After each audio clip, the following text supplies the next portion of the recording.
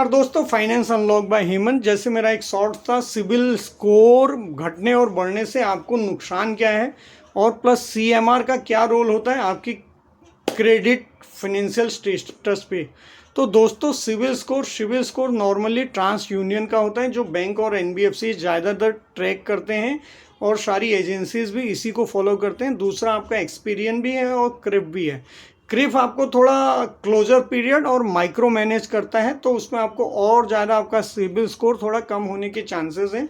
Normally ये 300 से 900 के बीच में होता है सिबिल स्कोर।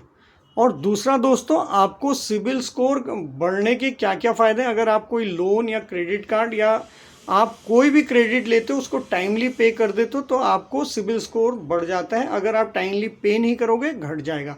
अगर ऐसे में 0, 1, 2, 3 में गए, फिर एनपीए गए, तो फिर आपका सिबिल स्कोर डाउन हो जाएगा। अंत में आप राइट ऑफ और सेटलमेंट के स्टेटस में आ जाओगे तो फिर सिबिल स्कोर आपका घटते जाएगा। पूरा को पूरा आपकी क्रेडिट हिस्ट्री और फ्यूचर जो आपका क्रेडिट लेना है वो उस पर इम्पेक्ट करेगा।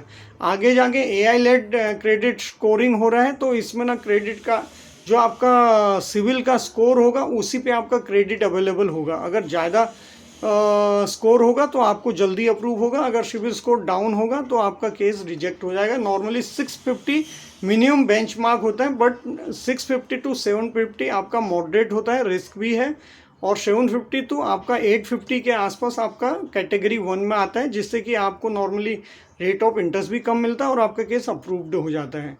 और 650 से नीचे एकदम रिस्की है, ज़्यादातर अवॉइड कीजिए कॉल नहीं लेने। बट अगर फिर भी स्टेज 1 में का बंदा प्रॉपर पे कर दे रहा है तो वहाँ पे बैंक और एनबीएफसी का कॉल है।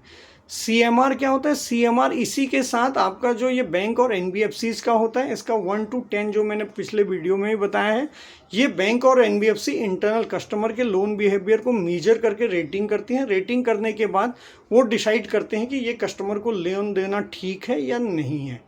तो ये आपका क्रेडिट मॉनिटरिंग होता है, रिस्क क्रेडिट का मतलब रिस्क का मीटर है ये। तो सीएमआर आपका कम, लो सीएमआर 1, 2, 3 और सिबिल स्कोर आपका हाई 750 से अप, तो आपका केस अप्रूव्ड। और अगर 650 से नीचे सीएमआर आपका 7, 8, 9, 10 तो आपका केस रिजेक्ट। तो दोस्तों ध्यान में रखिए, आप जो आपका डीएससीआर जब आप लोन लेते हैं या कोई कार्ड लेते हो या आप कोई पीएल लेते हो तो उसको प्रॉपर ऑन डेट पे कीजिए। अगर मिनिमम ड्यू की बात आती है क्रेडिट कार्ड का, वो भी आप टाइम पे कीजिए। अगर मिनिमम ड्यू भी आप नहीं भर पा रहे हैं तो आप बैंक को इन्फॉर्म कर दीजिए कि मेरा मिनिमम ड्यू भी मुझसे भरना नहीं हो रहा है, आप बताइए अभी मैं क्या करूं।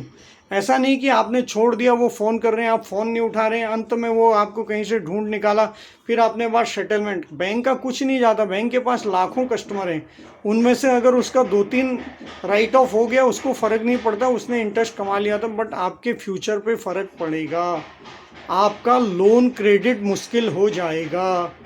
सीएमआर अगर आज जो आपने ले लिया है, अगर इसके बिहेवियर, इसको जो मैं बोल रहा हूँ कि मॉनिटर बराबर आपने भरा नहीं, बैंक को इन्फॉर्म नहीं किया, तो सीएमआर भी डाउन हो जाएगा। तो नॉर्मली सीएमआर जैसे आपका कंपनीज है, कंपनीज के लोन का बड़ा लोन होता है तो उसके बिहेवियर को मेजर करने में बड़ा इंपॉर्टेंट रोल होता है, तो वहाँ पे सीएमआर ज़्यादातर बैंकें देखती हैं।